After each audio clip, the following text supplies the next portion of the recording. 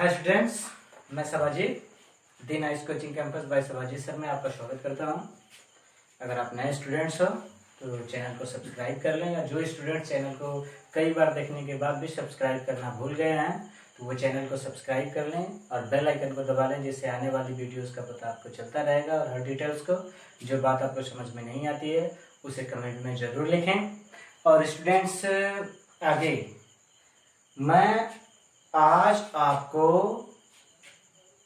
पढ़ाने वाला हूं निरक्षीय स्थिति में विद्युत क्षेत्र की तीव्रता का मान क्या होगा और अच्छी स्थिति में क्या होगा। स्टूडेंट्स, अच्छी स्थिति में आपको निकाल करके मैंने बता दिया है और उसमें परिभाषा में बताया था कि अच्छी रेखा किसे कहते हैं। मैंने बताया था विद्युत द्विध्रुव, देखिए ए बी, ये है ए और ये है बी, और ये माइनस क्यू आवेश प्लस क्यू आवेश। विद्युत द्विध्रुव ए बी के अनुदिश खींची गई रेखा को, देखिए इधर खींचा था तो वो अच्छी रेखा कहलाती थी और यह स्थिति अच्छी स्थिति कहलाती थी। लेकिन अब निरक्षीय स्थिति में हम यह मान निकाल रहे हैं विद्युत क्षेत्र की तीव्रता, तब लिखेंगे विद्युत द्विध्रुव। अब इसकी स्थिति देखिए, निरक्षीय स्थिति की परिभाषा, विद्युत द्विध्रुव के लंबवत खींची गई रेखा को, देखिए मध्य बिंदु है ओ है, उसके ऊपर लंबवत खींची गई रेखा को, विद्युत द्विध्रुव के मध्य बिंदु के लंबवत खींची गई रेखा को निरक्षीय रेखा कहते हैं और यह स्थिति निरक्षीय स्थिति कहलाती है। अब यहाँ से स्टूडेंट्स हम ए से, जहां पर माइनस क्यू आवेश है, और बी जहां प्लस क्यू आवेश है, दोनों को पी बिंदु से मिलाते हैं जो मध्य बिंदु ओ आर दूरी पर है।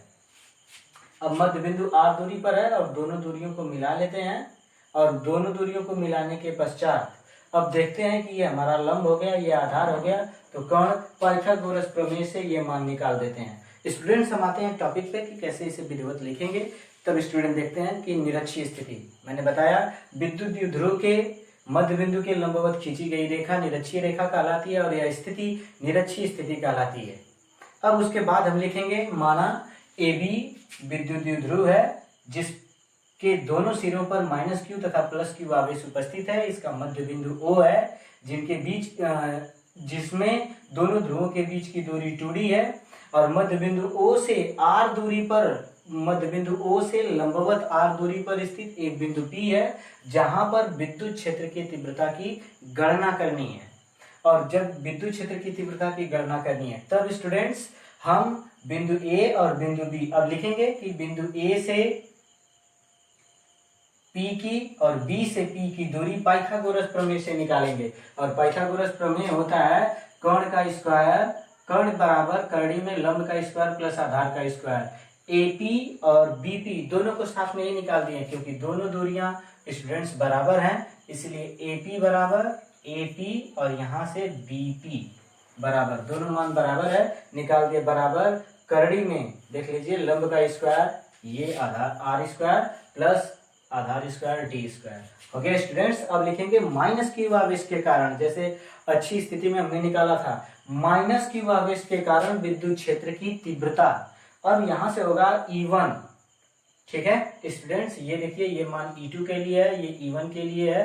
अब E1 बराबर हो जाएगा 1/4πε0 Q अपान करड़ी में r प्लस डी का होल स्क्वायर। जब r प्लस डी का होल स्क्वायर करेंगे स्टूडेंट्स यहाँ पे, तो होल स्क्वायर करेंगे तो करड़ी ऑलरेडी हट जाएगी, अर्थात केवल r square plus D square हो जाएगा, समीकरण नंबर 1। ठीक है स्टूडेंट्स, जैसे और फिर पॉइंट नंबर 2 में आएंगे, प्लस क्यू आवेश के कारण विद्युत क्षेत्र की तीव्रता।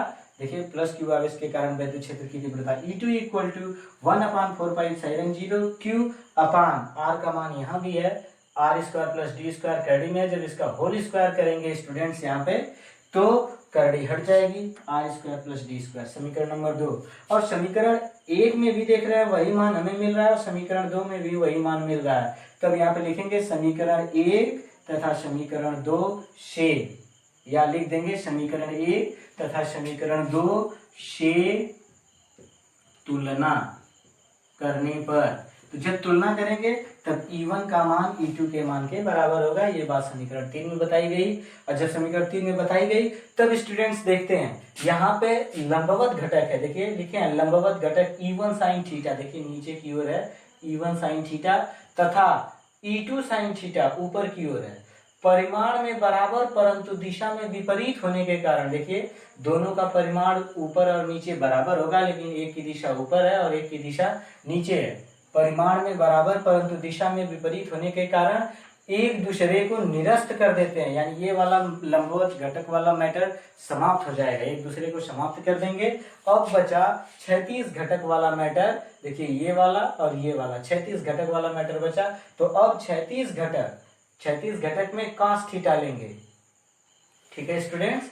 तो ये हो जाएगा E2 cos थीटा, यहाँ पे E2 cos थीटा, और ये वाला मैटर हो जाएगा E1 sin थीटा और E1 cos थीटा, ठीक है students. E1 E2 cos theta दोनों एक ही दिशा में होने के कारण इनका परिणामी E1 प्लस E2 हो जाएगा। देखिए यहाँ पे लिखे हैं, अब क्षैतिज घटक E1 cos थीटा तथा E2 cos थीटा एक ही दिशा में होने के कारण ये आपस में जुड़ जाते हैं, अर्थात E बराबर E1 cos theta plus E2 cos theta.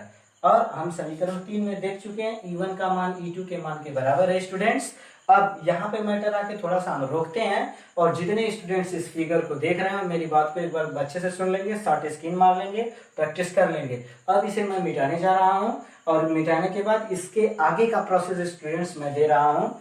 अब यहाँ पे इसको मिटाने जा रहा हूँ। अब यहाँ से देखिए स्टूडेंट्स, अब देखिए ये E1 का मान E2 के मान के बराबर हो गया। तब देखिए क्या होता है, E इक्वल्स टू, यहाँ भी मिटा देते हैं, निरक्षीय स्थिति का मान तो चल ही रहा है। E बराबर अब E1 cos theta plus E2 के जगह भी लिखेंगे E1 cos थीटा। E1 हो जाएगा 2E1 cos थीटा। स्टूडेंट अगर हमारा 2 समीकरण बना रहा होगा इससे पहले, तो ये हम अन्य 3 समीकरण बनाता था, इसे समीकरण नंबर 4 बना देते हैं और लिखते हैं परंतु cos theta equal to, cos theta बराबर होता है स्टूडेंट्स लंब बटा आधार,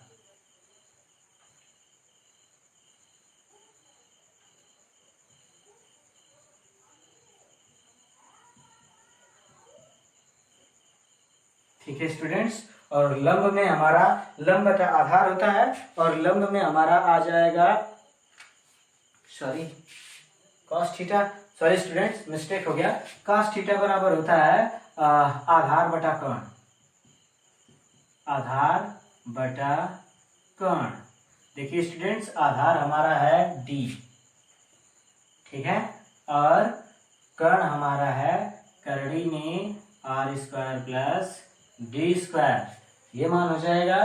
तब हम लिख सकते हैं cos थीटा बराबर, इतना मैटर आ गया स्टूडेंट्स। तब हम लिखेंगे तब अब यही मान समीकरण 4 में आ जाते हैं, E इक्वल्स टू 2E1, या इतना आ गया 2E1। अब cos थीटा के जगह हम लिख सकते हैं E1 D अपान करड़ी में r² प्लस D स्क्वायर। अब ये आगे लिखेंगे E1 का मान समीकरण 1 से रखने पर, जब E1 का मान समीकरण 1 से रखेंगे तब देखिए E equals to 2 into E1 का मान है 1/4 पाई एप्सिलॉन 0 Q अपान r² plus D square into, ठीक है स्टूडेंट्स। अब यहां तक पहुंच गए, 2 इंटू E का मान हो गया E1 का। अब यहां पे हमारा हो जाएगा D r² plus D square, ये वाला मैटर हमारा करड़ी में होगा स्टूडेंट्स।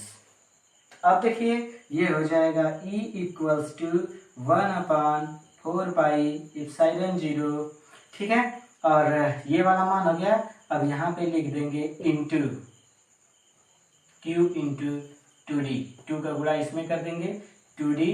और अब देखिए स्टूडेंट्स, यहाँ पर ही समझने वाली बात है, अगर आप समझना चाहते हैं तो यहाँ पे देखिए, अब यहाँ पे इस पे एक घात है, और जब किसी चीज का अगर आप करड़ी हटाते हैं या फिर इसको लिख ही दे रहे हैं R square plus D square और into D upon R square plus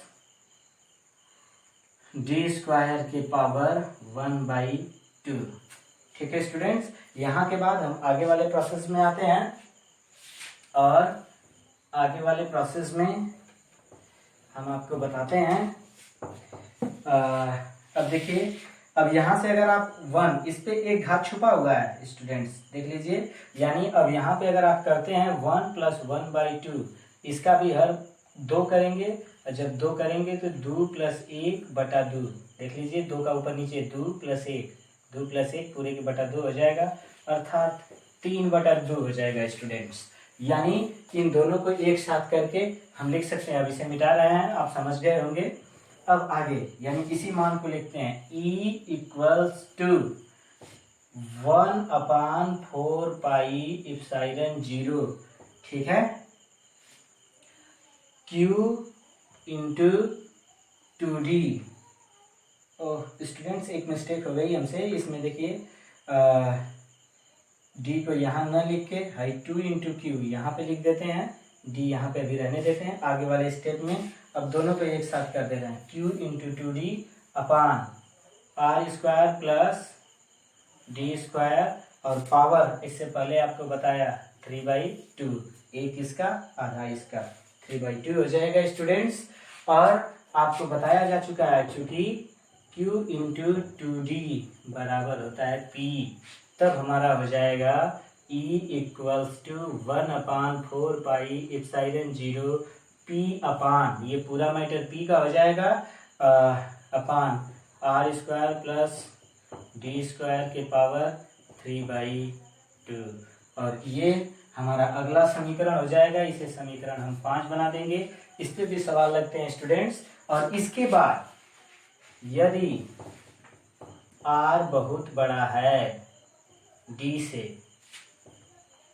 तब D को छोड़ने पर छोड़ देंगे,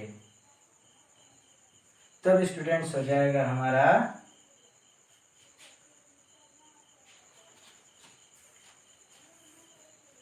ये हो जाएगा E = 1/4 पाई एप्सिलॉन 0 P अपान, अब देखिए D तो पूरा छोड़ देंगे, लेकिन ये हो जाएगा R² × 3/2, 2 से 2 कट जाएगा स्टूडेंट्स, ठीक है। तब इसके बाद 2 से 2 कट जाएगा, दिखाई दे रहा, 2 से 2 कट जाएगा स्टूडेंट्स। अब इसको मिटा दे रहे हैं, और देखिए यहाँ पे 2 से 2 कट गया, 3 घात बचा, तब हमारा फाइनल निर्णय हो जाएगा E = 1/4 पाई एप्सिलॉन 0, ठीक है, P अपान R³। ये रहा स्टूडेंट्स निरक्षीय स्थिति में प्रोडक्ट मान। तो ये रहा अच्छी स्थिति का मान हमने निकाल दिया, निरक्षीय स्थिति का मान रहा स्टूडेंट्स, बस दुगुना का डिफरेंस है। अच्छी स्थिति में यहाँ पे 2 होता है और निरक्षीय स्थिति में 2 नहीं होता है, बस। और ये रहा आपका निरक्षीय स्थिति में डेरिवेशन, ठीक है। अगले एपिसोड में आपको लेके आएंगे अगले पार्ट में किसी अन्य स्थान पर भी विद्युत क्षेत्र की तीव्रता का मान ज्ञात करने के लिए। तब तक के लिए स्टूडेंट्स धन्यवाद।